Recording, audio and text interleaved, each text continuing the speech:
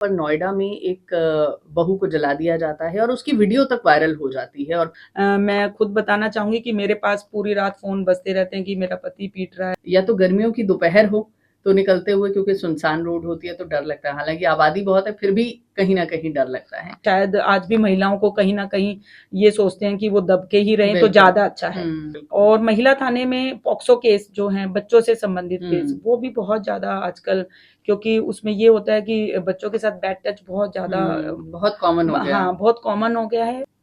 Radio मानव रचना 107.8 FM आपके अपने शहर फरीदाबाद का पहला रेडियो स्टेशन। मैं हूँ दीक्षा आपके साथ, और प्रोग्राम जो हम आपके लिए लेकर आते हैं हर हफ्ते, उसका नाम है सुरक्षा संवाद। एक ऐसा प्रोग्राम जो फरीदाबाद पुलिस के साथ अधिकारियों के साथ बातचीत के द्वारा आप तक लाया जाता है, ताकि आपको मिल सके सटीक जानकारी और आप रह सकें अपने शहर में सुरक्षित। सुरक्षा संवाद में आज हम एक ऐसे मुद्दे के बारे में बात करने वाले हैं, या फिर कुछ ऐसे सुरक्षा संवाद करने वाले हैं जो महिलाओं से जुड़े हैं। दुनिया में कहीं पर भी इतिहास गवाह है, युद्ध हुआ है तो महिलाओं पर सबसे पहले अपराध हुए हैं। आज जमाना बदल गया है, युद्ध आज भी हैं, चाहे न्यूक्लियर की धमकी दी जाती हो या फिर आर्म्स एंड एम्युनिशंस के साथ ज्यादा एडवांस तरीके से युद्ध किए जाते हो, लेकिन फिर भी महिलाओं की कुछ स्थिति ऐसी है जिस पर चर्चा करना, जिस पर बात करना बेहद जरूरी है। हम युद्ध की बात नहीं करें, हम बात करें हैं उन शहरों की जो दुनिया में आगे बढ़ते हुए शहर हैं, जहाँ पर टेक्नोलॉजी भरपूर है, जहाँ पर यातायात बहुत अच्छा है और जहाँ पर सारी सुविधाएं हैं। बस एक चीज की प्रॉब्लम है, खास तौर पर से अगर मैं भारत में दिल्ली एनसीआर की बात करूं, महिला सुरक्षा को लेकर अभी भी कुछ सवालिया निशान लगे होते हैं। अगर नेशनल क्राइम रिकॉर्ड्स ब्यूरो यानी एनसीआरबी 2022 की रिपोर्ट की तरफ गौर करा जाए तो 4,45,256 केसेस आए हैं, और अगर एवरेज देखा जाए तो 51 कंप्लेंट्स पर आवर के हिसाब से निकलती हैं।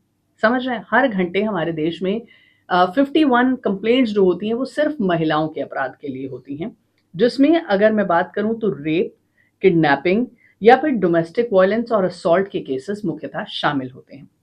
अब ये जो आंकड़ा है ये दिल्ली, हरियाणा, उत्तर प्रदेश जैसी जगहों को हाईलाइट करता है, क्योंकि यहाँ पर महिलाओं से जुड़े हुए अपराध ज्यादा नोट किए गए हैं या फिर ज्यादा रिपोर्ट किए गए हैं।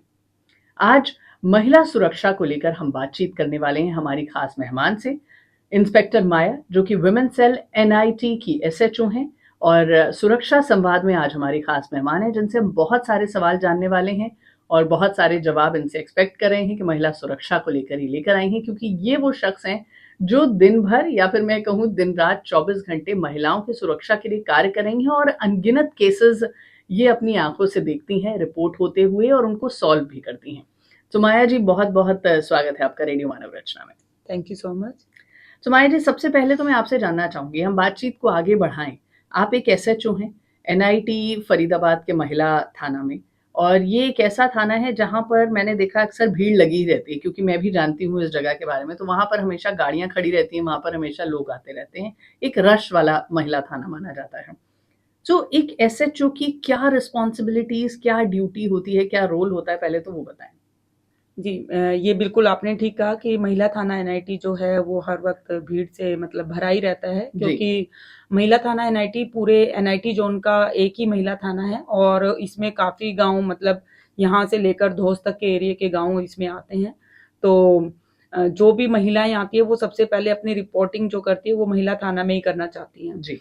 देखिए, इसमें प्रबंधक अफ़सर, मतलब मेरा इसमें सबसे बड़ी ड्यूटी ये रहती है कि मेरा सबसे पहला मतलब अपने जो मेरे सबॉर्डिनेट हैं उनके लिए भी एक ही एडवाइस है कि कोई भी महिला किसी भी टाइम आती है तो उसकी बात को अच्छे से सुना जाए, उसको न्याय दिया जाए। उसके साथ चाहे कैसी भी घटना है, चाहे मारपीट की है, चाहे बलात्कार की है, और चाहे किसी फ़ोन के द्वारा कोई मैसेज या धमकी भरे इस तरह ब्लैकमेलिंग की है।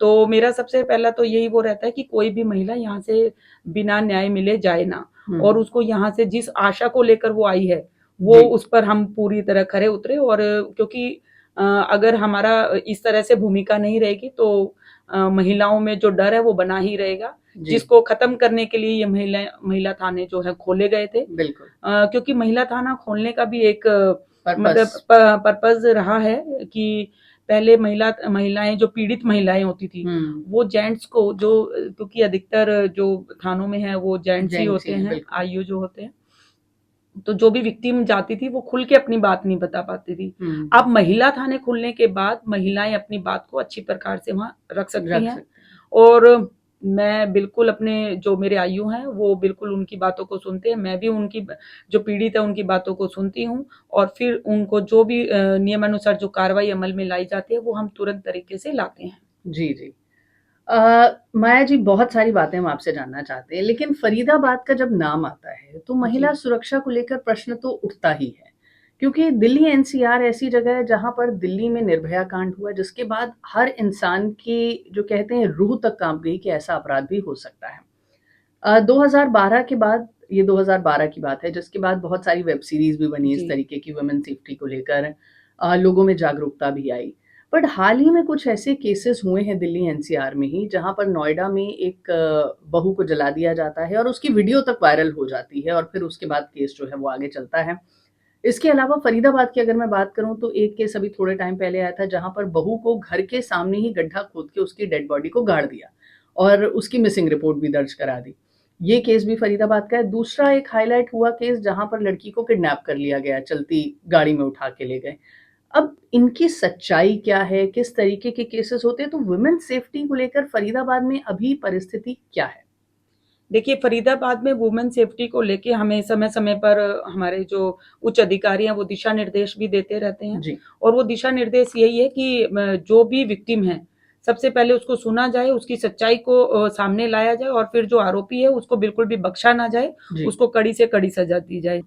देखिए, जैसे आपने अभी बताया कि फरीदाबाद का एक केस था कि जिसमें एक महिला मतलब रात में घर से निकली और उसको फिर 2 व्यक्तियों के द्वारा मतलब लिफ्ट दी गई। तो मैं उसके बारे में बताना चाहती हूँ कि वो केस बिल्कुल सच्चा था, और लेकिन उसमें अपराधियों को तुरंत पकड़ा भी गया। तो ये जी। पुलिस की ही एक बड़ा प्रयास और पुलिस की कड़ी मेहनत से ये सारी सफलताएँ मिलती हैं। हुँ। तो फरीदाबाद पुलिस जब भी इस तरह का कोई क्राइम होता है तो ऐसा नहीं है कि वही थाना सिर्फ़ उस पर कार्रवाई करता है, बल्कि पूरी पुलिस उस पर, जैसे सीआईए है, तो वो हुँ। सारी टीम लगकर हमारा एक ही मतलब उद्देश्य होता है कि जो आरोपी है वो मतलब छूट ना जाए या कहीं भाग ना जाए। जी, जी। तो ऐसा क्यों नहीं होता कि जैसे हम बाहर के देशों में जाते हैं, तो वहाँ पर सड़क पर निकलते हुए घबराहट नहीं होती, रात को भी आप निकल रहे हैं। ऑल्दो क्राइम वहाँ भी होते हैं, ऐसा नहीं है कि वहाँ नहीं होते, लेकिन फिर भी एक सेंस ऑफ सिक्योरिटी होता है कि यहाँ पर ज़िंदगी जो है इतनी ज़्यादा सस्ती नहीं है। लेकिन अपने देश में राजधानी के साथ सटे हुए वो शहर जो देश की इकोनॉमी में बड़ा योगदान देते हैं, वहाँ पर लेडीज़ को आज भी या तो गर्मियों की दोपहर हो, तो निकलते हुए, क्योंकि सुनसान रोड होती है तो डर लगता है। हालाँकि आबादी बहुत है, फिर भी कहीं न कहीं डर लगता है।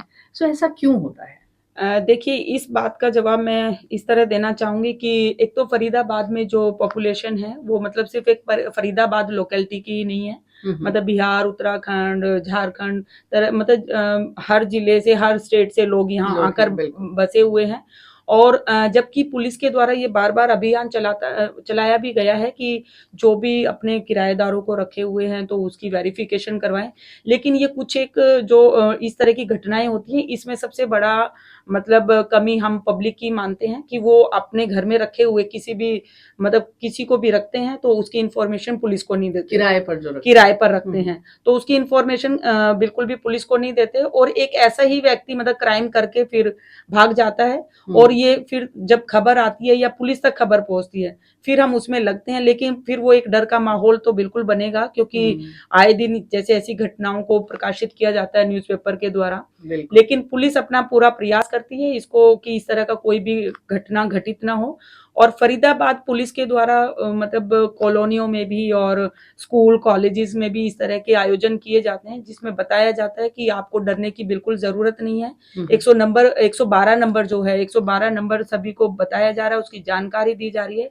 लेकिन थोड़ा-सा मतलब पब्लिक की स्ट्रेंथ को अवेयरनेस होनी। हुँ, लेकर और एक पुलिस की जो संख्या है, उसको लेकर थोड़ा-सा ये एक गैप है कि जी, जी। क्योंकि पुलिस हर जगह, हर समय मौजूद नहीं हो सकती, नहीं तो हो सकती अवेयरनेस है। अपने आप में आम जनता को ज़रूर बिल्कुल, वो करनी पुलिस चाहिए। के द्वारा चलाया जाता जी, है जी। समय-समय पर। बहुत सारी हमारे यहाँ कॉलोनीज़ हैं, मैं नाम अगर लूँ तो संजय कॉलोनी है, एसडीएम नगर जिसको कहते हैं, डबुआ है, पाली है, ये सारे एरियाज़ वहाँ हैं जहाँ पर छोटे-छोटे घर बने हुए हैं बिल्कुल, और एक-एक घर में 5-5 किराएदार रह रहे हैं। बिल्कुल। यानी एक-एक कमरा जो है वो दिया गया है। ज़्यादातर इसमें मज़दूर वर्ग होता है, या फिर अलग-अलग जगह से आए हुए वो लेबर हैं जो इधर-उधर काम करने जाते हैं और इनके लिए कोई रजिस्ट्रेशन नहीं कराया होता, जो आप कहना चाह रही हैं कि हमने कहीं पर भी कोई दर्ज नहीं कराया हुआ है कि इनका नाम क्या है, इनका आधार कार्ड या वेरिफ़िकेशन नहीं है।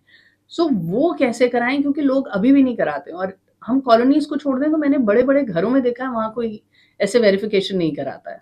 देखिए, ये पुलिस के द्वारा एक पखवाड़ा भी चलाया जाता है कि हुँ, जो भी मतलब जिनके घर में भी किराएदार रहते हैं, अभी पीछे जो हुआ जैसे कि ये एक पखवाड़ा चला था पीछे कि जितने भी मतलब बाहर से आए हुए लोग रह रहे हैं तो क्या आपने उसकी वेरिफिकेशन करवाई है, लेकिन एक बहुत बड़ा मतलब नंबर निकल के आया सामने नहीं कि कराई है। नहीं कराई हुई थी। और जी। ये बिल्कुल ठीक बात है कि संजय कॉलोनी जो है वहां पर मैं खुद बताना चाहूंगी कि मेरे पास पूरी रात फोन बजते रहते हैं कि मेरा पति पीट रहा है या मेरी बेटी आज घर नहीं आई है। तो हुँ, संजय कॉलोनी का जो नाम है वो सबसे ऊपर बिल्कुल ठीक लिया क्योंकि है आप आपने। एनआईटी एरिया में हैं हाँ, हाँ, तो जी, जी। तो संजय कॉलोनी में इस तरह का ये घटनाएँ होती रहती हैं और वो शायद इसलिए होती हैं क्योंकि वो लोग अवेयर ही नहीं हैं। हुँ, और उनको अगर हम पुलिस अवेयर भी करना चाहती है तो भी वो नहीं होना चाहते। तो बिल्कुल, ये एक बिल्कुल। उनकी सोच पर भी निर्भर करता है। लेकिन जब भी वो पुलिस के पास आते हैं तो पुलिस उनके साथ खड़ी है, उनकी हुँ, सहायता के लिए हमेशा खड़ी है। जी, जी। ये तो बात हो गई किराएदारों की और जैसा कि अभी हाल ही में हमने थोड़े टाइम पहले देखा भी था अल-फलाह यूनिवर्सिटी में जो केसेस निकले, वहाँ पर भी जो किराएदार थे जो प्रोफ़ेसर्स थे या डॉक्टर्स थे, उनके भी कहीं पर भी कोई वेरिफ़िकेशन नहीं हुई थी। सो ऐसे मैटर से बचने के लिए भी मुझे लगता है कि ज़रूर कराना चाहिए, ऐसे केसेस ज़्यादा दिक्कत दे सकते हैं आगे जाकर। बिल्कुल, ये देखिए ये जो दिशा निर्देश है ये आज से नहीं, ये बहुत पहले से ही है। जी। सभी मकान मालिकों, सभी स्कूल, कॉलेज को कि भई अपने यहाँ पर जो भी कार्यरत हैं उनकी वेरिफ़िकेशन आप करवाएँ। और कंपनी के लिए भी ये एक मतलब दिशा निर्देश ज़रूर दिया जाता है, लेकिन लोग अपनी ज़िम्मेवारी निभाने से शायद पीछे हटते हैं। जी। लेकिन अभी पीछे पुलिस ने अल-फलाह यूनिवर्सिटी में ये जो मतलब हादसा हुआ, तो इसके बाद पुलिस ने खुद घर घर मतलब डोर टू डोर जाकर लोगों की वेरिफ़िकेशन की है और मतलब सबको अवेयर भी किया है। तो हुँ। ये पुलिस मतलब समय-समय पर करती रहती है इस तरह के प्रयास। लेकिन हमारी तो एक मतलब पब्लिक से भी, आम पब्लिक से भी हम यही गुहार करते हैं कि आप हमारे साथ खड़े रहकर इस काम में हमारी मदद करें। जी, बिल्कुल। अब बात करते हैं कुछ ऐसे कंप्लेंट्स की जो अक्सर आती हैं आपके पास। हमने जो देखा है या जो आँकड़ों में देखा है ज़्यादातर रेप के केसेस हैं या डोमेस्टिक वायलेंस है या किडनैपिंग के मामले हैं। और किस तरीके के मामले सबसे ज़्यादा आप डे टू डे रूटीन में देखती हैं? देखिए ये रेप केसेस जो है महिला थाने में आते हैं, बिल्कुल आते हैं। उसमें सबसे ज़्यादा ये होता है कि कुछ बच्चे जो 2 या 3 साल तक साथ रहते हैं, फिर वो शादी के लिए लड़का मना कर देता है, तो इस तरह की रिपोर्टिंग ज़्यादा लिव है। इन लिव इन वाला हम उसको बोल सकते हैं। लेकिन कानून के उसमें ये अपराध है। हुँ, तो हम उसको बिना मतलब लड़की की सुन के, बिना देरी के उसको दर्ज करते हैं, इन्वेस्टिगेशन शुरू कर देते हैं। और अगर लगता है कि लड़की बिल्कुल सच बोल रही है, तो हम अपराधी को तुरंत गिरफ्तार करके कोर्ट में पेश कर देते हैं। जी। लेकिन अगर लड़का फिर भी अपनी मतलब बचाव पक्ष में कोई भी साक्ष्य सबूत रखता है, तो हम उसके साथ भी ऐसा कोई अन्याय नहीं करते कि उसकी ना सुनी जाए। हुँ, लेकिन मैं मतलब बोलना चाहूँगी कि जो लड़कियाँ हैं वो 4-4 साल अगर साथ रहती हैं, तो उनको फर्स्ट डे ही बिल्कुल, अगर उनके साथ कुछ भी गलत होता है, तो वो हुँ, फर्स्ट डे ही आकर मतलब उसकी आवाज़ उठाएँ।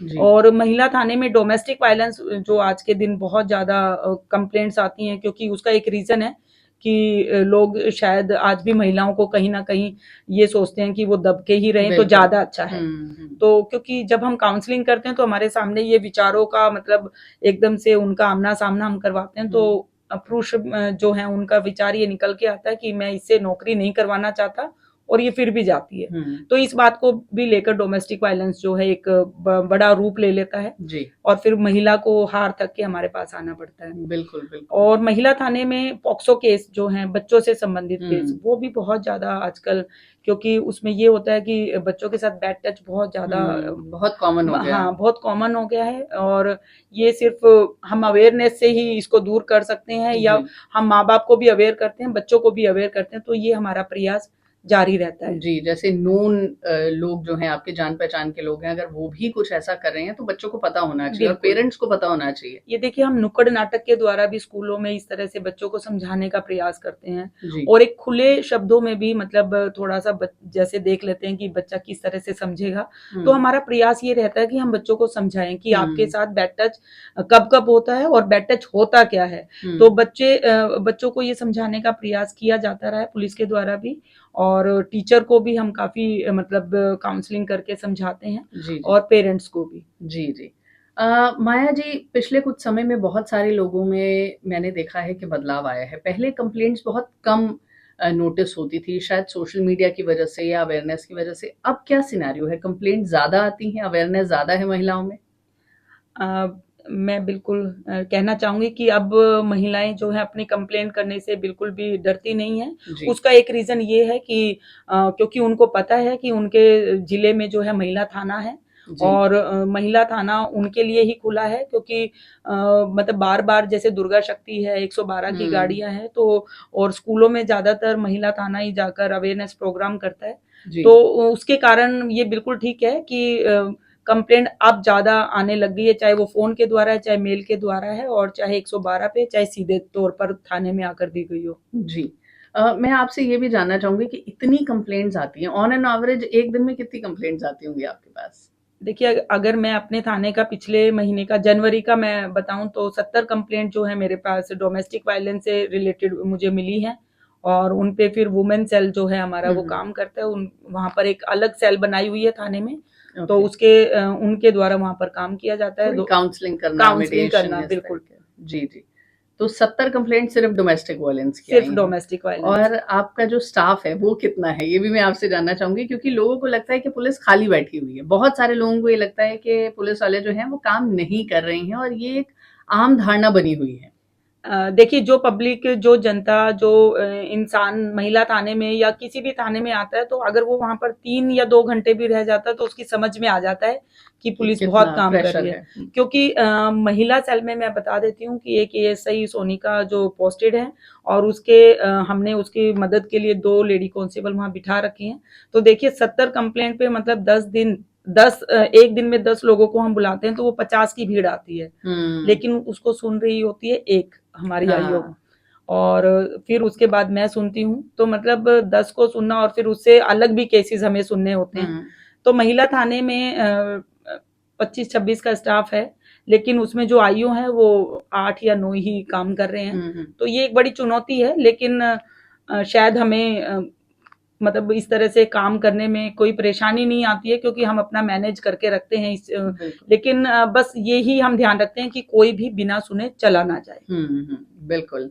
अब ये कैसे आप पता लगाती हैं क्योंकि बहुत सारी फ़ेक कंप्लेंट्स भी आती हैं आज के टाइम पे, हमने बहुत कुछ देखा है इंटरनेट पे और बहुत सारे केसेज़ ऐसे आते हैं, हाइलाइट हो जाते हैं मीडिया में, जो फ़ेक होते हैं। ज़्यादातर डिवोर्स केसेज़ में हमने ये देखा है, बहुत सारे ऐसे हमने देखे हैं जहाँ पे डोमेस्टिक वायलेंस के ज़रिए महिलाएँ जो हैं आजकल थोड़ा पुरुषों पर भी इल्ज़ाम लगाती हैं, जो जेन्युइन नहीं होते हैं। वो कैसे आप पता लगाती हैं? क्योंकि इनमें समय बहुत वेस्ट होता है, अगर कंप्लेंट फ़ॉल्स हो तो? बिल्कुल। देखिए, ये बिल्कुल ठीक बात है कि कुछ कंप्लेंट बिल्कुल ही निराधार मतलब बिल्कुल झूठ पे ही आधारित होती है। उसका पता हम ऐसे लगाते हैं कि हमारे पास जब फर्स्ट टाइम कंप्लेंट आती है तो हमें पढ़ते ही पता चल जाता है। हुँ। और हमारा सबूतों पे और साक्ष्यों पे मेन हमारा फ़ोकस होता है कि आप अपने पक्ष में क्या सबूत दे सकती हैं। हुँ। और हम अपने तौर पर भी पड़ोसियों से या फिर रिश्तेदारों से और अब गुप्त सूत्रों से भी हम पता लगाते हैं। ऐसा नहीं है कि वहीं बैठे-बैठे हम डिसीज़न ले हुँ। लेते हैं। तो जो भी काउंसलिंग के दौरान लड़का या लड़की या कोई भी फैमिली मेंबर या कोई थर्ड पर्सन मतलब उनके पक्ष में कोई गवाह या कोई सबूत आता है तो हम उसको फाइल पे लेते हैं। और ऐसा ही एक तो देखिए पुलिस का जो आईक्यू लेवल है वो बहुत हाई लेवल का होता है। ये मैं हुँ। बिल्कुल क्योंकि ऐसा ट्रेनिंग नहीं कैसे है होती है और ऐसा नहीं है कि पुलिस के पास कोई ऐसी डिग्री है, हुँ, लेकिन उनका एक्सपीरियंस भी होता है 25-25 साल की केसेज़ नौकरी है। देख-देख के वो बिल्कुल, चीज़ जी। तो वो दिन प्रतिदिन हमारा यही काम है और मेन फ़ोकस हमारा होता है सबूतों पे और गवाहों पे, हुँ, तो जी। हम डिसीज़न ले पाते हैं। जी, यानी हर केस के लिए इन्वेस्टिगेशन ज़रूरी है बिल्कुल, और उसके बाद जो है वो कदम उठाया क्योंकि जाए। इन्वेस्टिगेशन करके ही सच और झूठ का पता लगाया जा सकता है और पुलिस का एक ही मेन मतलब हमारी सोच होती है कि कोई निर्दोष अंदर जाए ना और दोषी छूटे ना। बिल्कुल, बिल्कुल। माया जी, एक चीज़ और आपसे जानना चाहूँगी कि महिलाएँ जो होती हैं, बहुत स आपके पास बहुत सारी ऐसी कंप्लेंट्स आती होंगी जहाँ पर अपराध होने के कई सालों बाद लड़कियाँ या महिलाएँ आती हैं कंप्लेंट लेकर। डोमेस्टिक वायलेंस शादी के अगले दिन से ही शुरू हो जाता है कइयों के साथ, या फिर इतना ज़्यादा उन्हें ट्रॉमाटाइज़ किया जाता है, लेकिन वो उठ के आती हैं जब बात बहुत आगे बढ़ जाती है, तब तक वो सहनशीलता से सहती रहती हैं। डोमेस्टिक वायलेंस में केसेस देखे हैं। लिव इन में भी ऐसे, जैसे आपने बताया कि बहुत बार ऐसा कुछ होता है। सो एक लेडी को, एक या फिर एक टीनेजर है, बच्ची ही है, उसे कब आपको अप्रोच करना है? कौन-कौन सी परिस्थिति में, चाहे वो रेप का केस हो, चाहे वो डोमेस्टिक वायलेंस हो, चाहे वो पॉक्सो में आ रहा है, बैड टच, गुड टच की हम बात करें, कब आपके पास आना है? देखिए, जब भी किसी महिला या बच्चे के साथ या लड़की के साथ जब भी फर्स्ट टाइम कोई मतलब अपराध हो रहा है, चाहे उसको धमकाया जा रहा है, चाहे उसको दबाया जा रहा है या उसके साथ मारपीट है, हुँ, तो मुझे लगता है कि उनको फर्स्ट डे ही उस चीज़ के लिए आवाज़ उठानी चाहिए।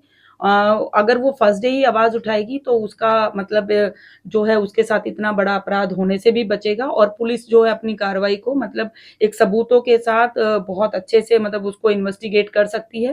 हुँ। तो फर्स्ट डे ही किसी के साथ कुछ भी बुरा होता है तो पहले ही दिन आवाज़ उठाएँ और अपनी मदद माँगे। जी, जी।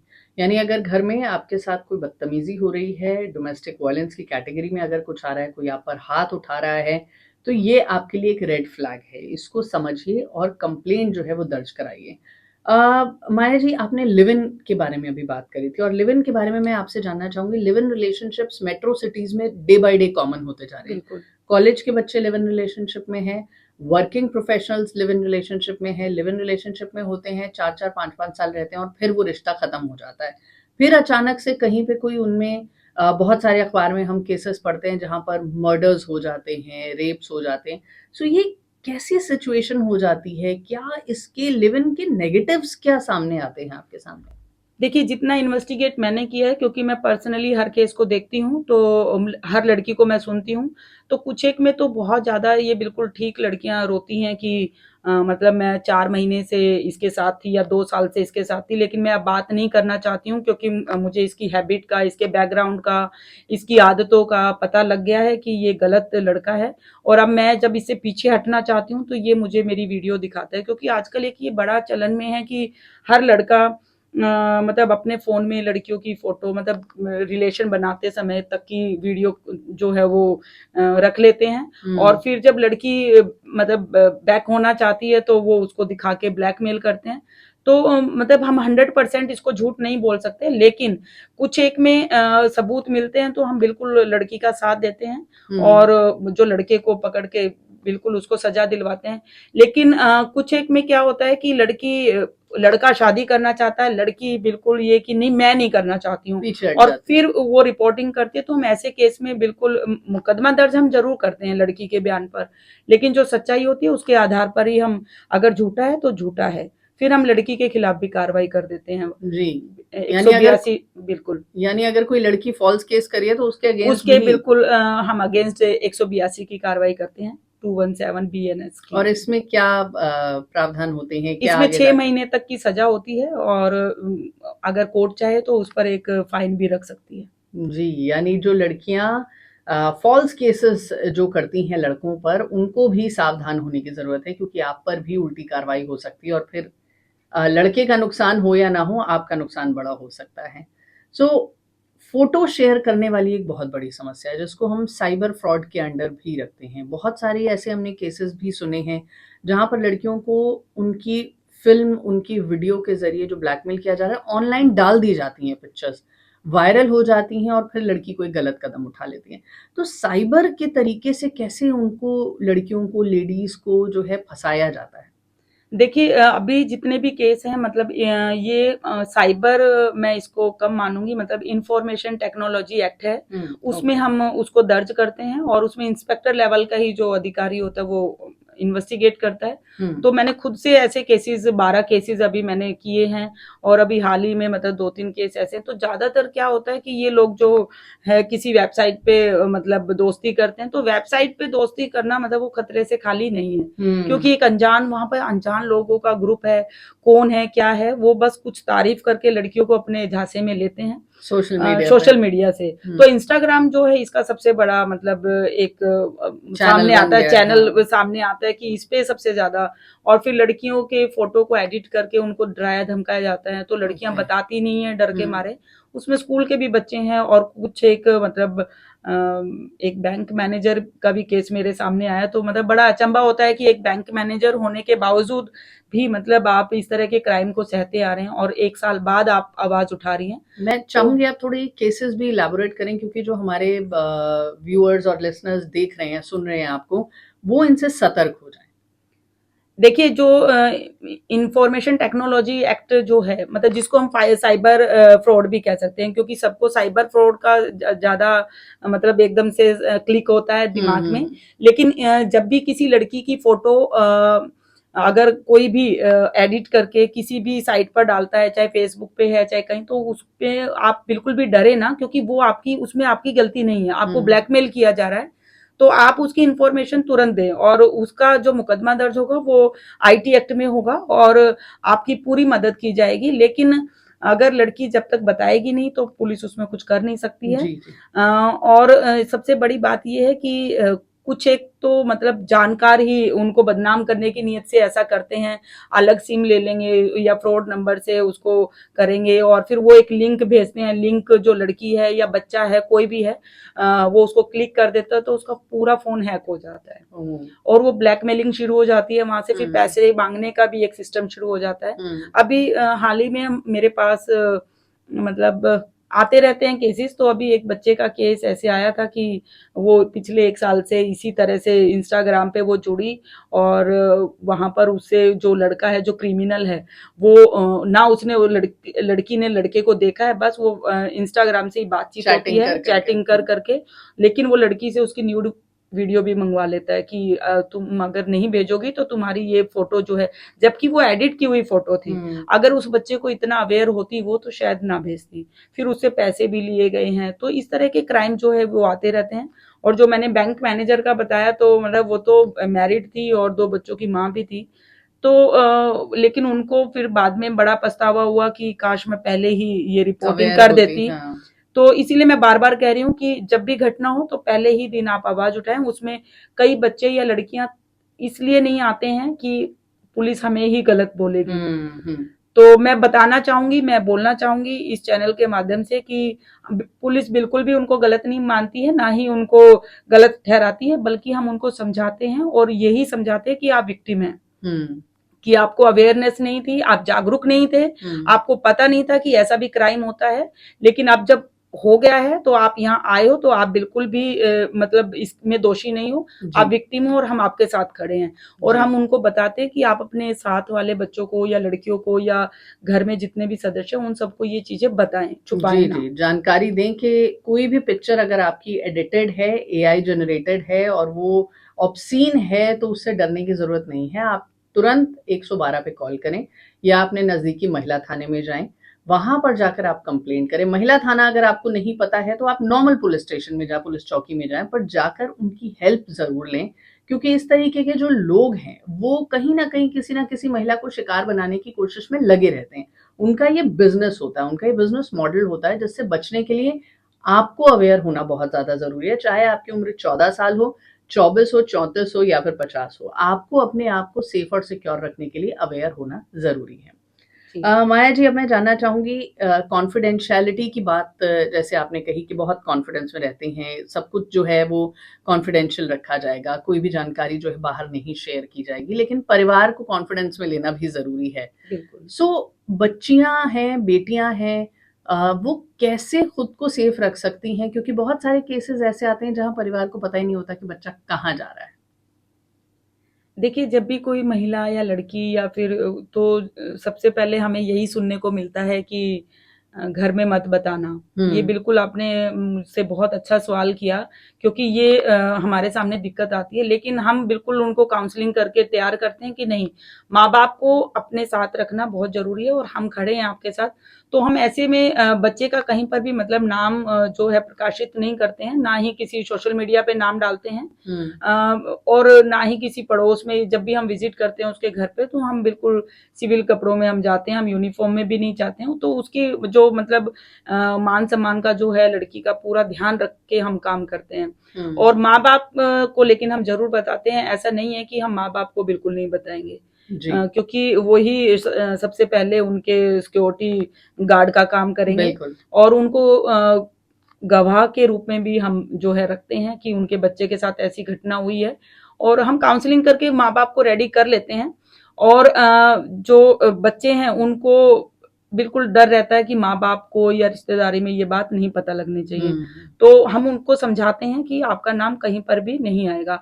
और जैसे वो जब थाने में आते हैं तो वो बिल्कुल डरे हुए आते हैं, और फिर जब हम उनकी काउंसलिंग करते हैं तो उनमें एक अलग ही कॉन्फिडेंस होता है, फिर वो अपनी लड़ाई लड़ने को पूरा तैयार रहते हैं। बिल्कुल बिल्कुल। तो बच्चों से ये रिक्वेस्ट है, प्लीज आप कहीं भी जाएं अपने पेरेंट्स को एकदम सच बता के जाएं, क्योंकि जब आप सच नहीं बताते हैं तो दिक्कत और ज्यादा बढ़ती है। अगर आपके साथ कुछ गलत हो जाता है और पुलिस उस दिशा में खोज करने की कोशिश करती है, ढूंढने की, उस केस को सॉल्व करने की कोशिश करती है, अगर आप ही झूठ बोलेंगे अपने पेरेंट्स से या पुलिस से, तो वहां पर केस पहले ही कमजोर पड़ जाता है। माया जी, लीगल राइट्स के बारे में मैं बताना चाहूंगी कि आप हमारे लिसनर्स को, हमारे व्यूअर्स को बताएं, क्योंकि लीगल राइट्स, जैसे आपने शुरुआत में कहा था कि महिलाओं को अपने हक पता ही नहीं होते हैं, इसलिए वो सालों तक अपराध को झेलती आई। बिल्कुल।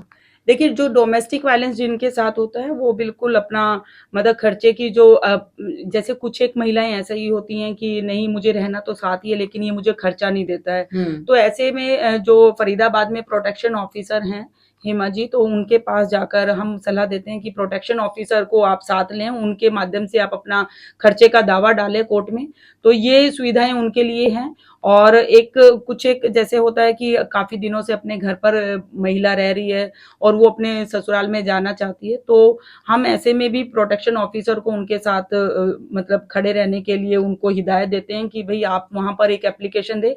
तो प्रोटेक्शन ऑफिसर जो कि एक अलग महिला अधिकारी हैं, लेकिन वो पुलिस के साथ जुड़कर काम करती हैं, तो वो लीगली मतलब उनकी हर पहलू पर मदद करती हैं।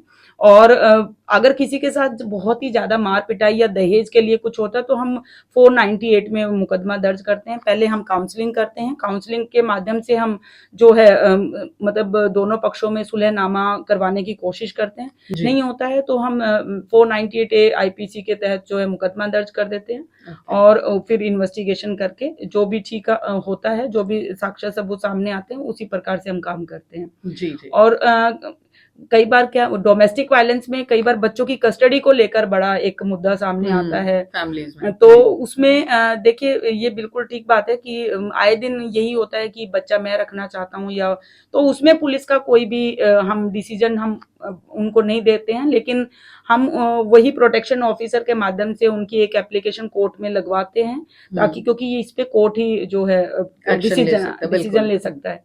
तो हम ये सारी चीजें उनको बताते हैं। और जो महिला विरुद्ध अपराध है, जैसे रेप केसेस से संबंधित है या फिर डोमेस्टिक वायलेंस से संबंधित है, तो ये सारी जानकारी हम महिलाओं को देते हैं। जी। और अब मैं यही आपसे जानना चाहूंगी चलते चलते कि किस तरीके के प्रोग्राम्स आप लोगों में अवेयरनेस के लिए करते हैं, खास तौर पर से जैसे आपने बताया पॉक्सो को लेकर बच्चों को आप अवेयर करते हैं, good touch bad touch school में आप प्रोग्राम्स कराते हैं, महिलाओं को जागरूक करने के लिए किस तरीके की कम्युनिटी पुलिसिंग की तरफ आप बढ़ते हैं? देखिए, महिलाओं को क्योंकि बच्चों को तो स्कूल में जाके समझा दिया जाता है, लेकिन महिलाओं को हम जैसे जो गांव के सरपंच हैं, हम उनसे आग्रह करते हैं कि आप एक बड़ा मतलब अपने गांव की सभी औरतों को एक जगह इकट्ठा करें। तो हम गांव-गांव में जाकर या फिर सोसाइटी में जाकर, रिहायशी एरियो में जाकर जो है औरतों को अवेयरनेस करते हैं। क्योंकि रात में जब पुलिस के पास मतलब मेरे पास जब कॉल आता है तो वो ज्यादातर महिलाओं का ही आता है कि मेरा पति मुझे पीट रहा है, तो फिर उस टाइम मुझे लगता है कि इनको क्यों ना अवेयर ही किया जाए। तो क्योंकि 112 की जो गाड़ियां हैं वो भी ऑन रोड रहती हैं, तो हम रिहायशी एरियो में जाकर महिलाओं को बिल्कुल अवेयर करते हैं और उनको बताते हैं कि उनके क्या क्या राइट्स हैं और वो कब पुलिस से कैसे और किस नंबर पे कॉल करके, जैसे 112 के बारे में हम बताते हैं, 112 की गाड़ियों के बारे में हम बताते हैं। और उनको हम ये भी बताते हैं कि अगर आप रास्ते में कहीं रात को लेट हो गए हैं और आपके पास कोई व्हीकल नहीं है, आपका फोन भी नहीं है आपके पास, तो आप अकेले चलने से अच्छा ये है कि किसी दुकान पे खड़े होके या जो भी आसपास में है उनसे एक मतलब फोन लेकर 112 पे कॉल करें, तो 112 की गाड़ी जो है वो जी उनके जी घर तक उनको छोड़कर आएगी। जी। तो ये सभी जानकारियां पुलिस डोर टू डोर जाकर उनको देती है, और कुछ एक महिलाएं इसका फायदा भी बहुत उठा रही हैं। जी ऐसा नहीं है कि मतलब अवेयर नहीं हो रहे हैं लोग, अवेयर भी होते हैं। तो मतलब हम जी इस तरह के सम्मेलन करके औरतों से मिलके एक हमने red.com टीम बनाई हुई है। red.com टीम के द्वारा हम एक फॉर्म फिल करवाते हैं कि आपको फरीदाबाद में आपको अपने एरिया में ऐसा कौन सी जगह है जहां पर आपको सबसे ज्यादा डर लगता है। जी उसमें उस महिला का नाम हम उसमें फिल नहीं करवाते हैं, लेकिन हमें उनके आंसर से वो जगह हम हॉटस्पॉट के रूप में मान लेते हैं और उसको हम बिल्कुल फिक्स कर देते हैं। तो वहां पर जो red.com टीम है वो इसमें बड़ा ही हमें मदद दे रही है कि ओके इसमें पुलिस की लड़कियां होती हैं और वो झुग्गी एरिया में मतलब कॉलोनियों में और ये सेक्टर में मतलब जाके जरूर हर एक से ये फॉर्म फिल करवा के हमें जानकारी देती है। तो वहां पर हम गश्त अपनी बढ़ा देते हैं, कोई राइडर खड़ी कर देते हैं ताकि तो वो एरिया सेफ हो जाए ताकि महिलाओं वो एरिया सेफ हो जाए। और हॉटस्पॉट का जो है आए दिन हमारे जो अधिकारी हैं वो हमसे रिपोर्ट लेते रहते हैं कि कितने हॉटस्पॉट आपने सेव किए हैं और कितने हॉटस्पॉट को आपने चुना है। जी तो ये सब एक माध्यम मतलब थाने में बैठकर ही नहीं किया जाता, ये डोर टू डोर जाके किया जी जी। जाता है। मतलब एक चार दीवारी में बैठ के नहीं बल्कि सड़कों पर निकल कर बिल्कुल। डोर टू डोर जाकर घरों में मिलकर ये चीजें जो है वो सॉल्व मैं की एक जाती हैं। बात और बताना जी चाहूंगी, जी देखिए पुलिस अपना पूरा प्रयास कर रही है आप लोगों को जगाने में, आप लोगों की सेफ्टी को लेकर, लेकिन हमें इसमें आपका साथ चाहिए। हमें खासकर मतलब जब तक आप लोग हमारी बतलाई हुई बात को अपने दिमाग में नहीं बिठाएंगे, आप उन पे अमल नहीं करेंगे और आप हमारे बताए हुए दिशा निर्देशों पे नहीं चलेंगे, तो पुलिस का भी प्रयास कहीं ना कहीं विफल जी फिर जी हो ही जाता है। बिल्कुल बिल्कुल। एक और चीज मैं चाहूंगी माया जी आप चलते चलते बताएं, आपने 112 की बात कही तो एक ऐप है जो हर नागरिक के लिए है, उस ऐप के बारे में हमें जरूर बताइए जो सेफ्टी को लेकर स्पेशली बनाई गई जी। है। देखिए 112 इंडियन ऐप, जो 112 इंडियन ऐप है वो सभी के लिए है, उस पर कोई भी कॉल कर सकता है ज़रूरतमंद। मतलब जी अगर किसी ने एक्सीडेंट होते हुए देखा है, वो कोई इंसान दूसरे इंसान की मदद करना चाहता है लेकिन उसको पता नहीं है कि मैं कहाँ कॉल करूँ, तो वो 112 पे कॉल करे। 112 इंडियन ऐप जो है हर लड़की, हर लड़के, हर आदमी औरत के फ़ोन में होना चाहिए, क्योंकि ये पूरे भारत में चलता है और ये हर जगह पर चलता है, चाहे वो ट्रेन में है, चाहे आप एयरपोर्ट में है, मतलब कहीं पर भी है। तो 112 इंडियन ऐप पूरे इंडिया में है। आपको कोई भी दिक्कत आती है तो 112 इंडियन ऐप आप प्ले स्टोर में जाके डाउनलोड करेंगे तो वो कुछ इंफॉर्मेशन मांगता है, उसको फिल करें, साइन अप करें और अपना नंबर जो है उस पर हेडक्वार्टर में रजिस्टर्ड करवाएं। और जब आप रजिस्टर्ड करवाएंगे तो हेडक्वार्टर से भी आपके पास कॉल आएगा कि मैं आपकी क्या मदद कर सकता हूँ। जी तो उस पे सिर्फ आपने फर्स्ट कॉल पे यही बोलना है कि मैंने आज अपना नंबर रजिस्टर्ड किया है। ओके तो 112 इंडियन ऐप अगर किसी के भी मोबाइल में होता है तो आप ये समझिए कि उसके पास, उसके साथ हर वक्त पुलिस जुड़ी हुई है, हर वक्त डॉक्टर जुड़ा हुआ है, हर वक्त ऐसी संस्थाएं जुड़ी हुई है जहां पर वो उनकी मदद कर सकते हैं, जिस भी संस्था से उसको मदद चाहिए होती है। जी जी। यानी अगर 112 यानी 112 Indian app play store iOS store पर आपने जाना है और ये डाउनलोड करनी है। ये ऐप जैसे ही आप डाउनलोड करेंगे आपसे आपकी जानकारी पूछी जाएगी, आपका नाम, आपका फ़ोन नंबर, फीमेल या मेल और आपकी लोकेशन वगैरह, ये बेसिक जानकारियाँ आपसे पूछी जाएँगी। जब आप ये सारी जानकारियाँ उसमें ऐड कर देंगे तो आपका नंबर जो है वो रजिस्टर हो जाएगा। ओटीपी एक आएगा, वो आपको उसमें फ़िल करना है जो कि ऑटोमैटिक आपके फ़ोन पर आ जाएगा। बस उसके बाद आपका जैसे ही नंबर रजिस्टर होता है, आप इमरजेंसी सिचुएशन में इस ऐप का भरपूर फ़ायदा उठा सकते हैं। आप कहीं पर भी हों, किसी भी परिस्थिति में हों, पुलिस आपकी मदद के लिए है, आपकी सेफ्टी के लिए है। सो इस ऐप को आप अपने निजी सुरक्षा सलाहकार के रूप में भी देख सकते हैं, जो आपको सुरक्षा मुहैया कराते हैं। माया जी, बहुत अच्छा लगा आपसे बात करके और उम्मीद है कि हम महिला दिवस सिर्फ नाम के लिए नहीं मनाएँगे और जितनी भी महिलाएँ हमको देख रही हैं, सुन रही हैं, वो कभी भी ज़रूरत पड़ेगी तो पुलिस का सहारा अवश्य लेंगी और अपने आप को सुरक्षित महसूस कराएँगी। बिल्कुल। Thank you so much. Thank you. तो बहुत सारी बातें हम कर चुके हैं। सुरक्षा संवाद में हम धन्यवाद करना चाहेंगे फरीदाबाद पुलिस का और साथ ही उन सभी लिसनर्स का जो हमें देखते हैं और हमारे व्यूअर्स जो हमें यूट्यूब या इंस्टाग्राम या फेसबुक के माध्यम से सुन रहे हैं, देख रहे हैं और हमें कमेंट करके अपनी बातें भी बता रहे हैं। अगर आप हमसे कुछ जानना चाहते हैं, अपने सवाल पूछना चाहते हैं, तो 8010781078 पर मैसेज कर सकते हैं। हमारी ऐप रेडियो मानव रचना 107.8 प्ले स्टोर से डाउनलोड करके इस पॉडकास्ट को आप कभी भी दुनिया के किसी भी कोने में किसी के साथ शेयर करना चाहें तो बिल्कुल कर सकते हैं। फिलहाल मुझे यानी दीक्षा को दीजिए इजाजत और सुरक्षित रहिए।